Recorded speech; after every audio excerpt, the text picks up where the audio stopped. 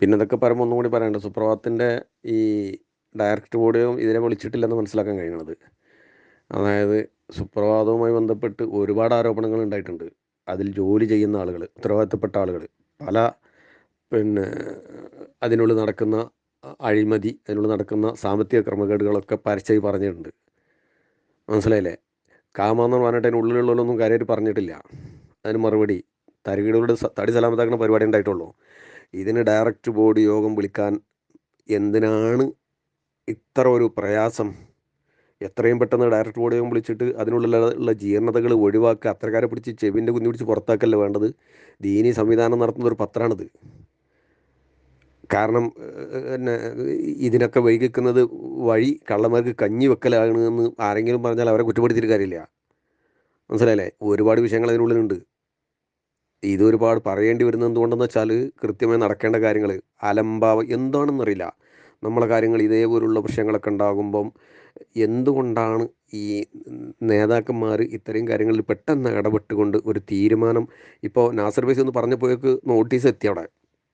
ഇതേപോലെ തന്നെ എത്ര വലിയൊരു അഴിമതി ആരോപണം ഉന്നയിച്ചിട്ട് ഒരു സാമ്പത്തിക ക്രമക്കേട് പത്രത്തിലുള്ള ആളുകളും അതിനുള്ളിലുള്ള ആളുകളും പറഞ്ഞിട്ട് ഇതേവരെ ഒരു ഡയറക്ടർ ബോർഡ് യോഗം വിളിച്ചിട്ടില്ല. ഇത് ആർക്ക് വേണ്ടിയിട്ടാണ്? അതിൽ ചില തുരപ്പന്മാരുണ്ട്. അവരെ സംരക്ഷിക്കാനാണെന്ന് നിഷ്കളങ്കരായ ആളുകൾ ആരെങ്കിലും അങ്ങനെ വിചാരിച്ചാൽ അവരെ കുറ്റപ്പെടുത്തിയിട്ട് കാര്യമില്ല.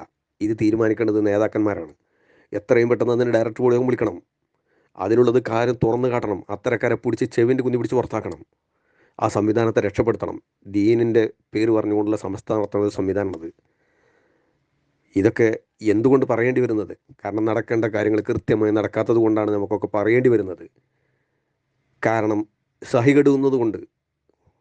കാരണം ഇത്തരം മോശത്തട്ട പരിപാടിക്ക് അതിനുള്ളിൽ അവർക്ക് സമയം കൊടുക്കുക വഴി എന്താ പറയുക നമ്മൾ സമയം കൊടുക്കുക വഴി അവർക്ക് രക്ഷപ്പെടാനുള്ള മാർഗങ്ങളും അവർക്ക് അതിനുള്ളത് തോന്നിയതുപോലെ ചെയ്യാനുള്ള സമയവും അവർക്ക് കിട്ടുന്നുണ്ട്. അപ്പോൾ കൃത്യമായ ഡയറക്ടർ ബോർഡ് വിളിക്കണം. ഒരു പിശുക്കൊന്നും കാണേണ്ട ആവശ്യമില്ല.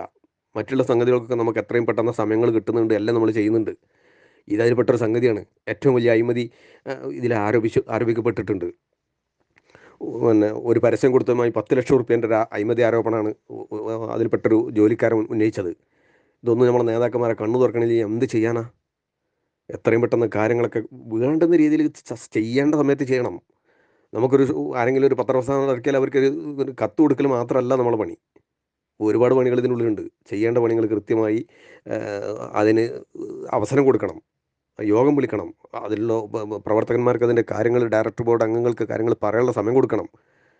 അവരെങ്കിലും ഈ കാര്യങ്ങളൊക്കെ ബോധ്യപ്പെടുത്തി കൊടുക്കാനുള്ളൊരു വഴിയെങ്കിലും മഹാന്മാരായ നേതാക്കന്മാരിൽ നിന്ന് ഉണ്ടാകുമെന്ന് പ്രതീക്ഷിക്കുന്നു. ഉറപ്പനെ പ്രയോഗിക്കട്ടെ. അസ്സലാമു അലൈക്കും.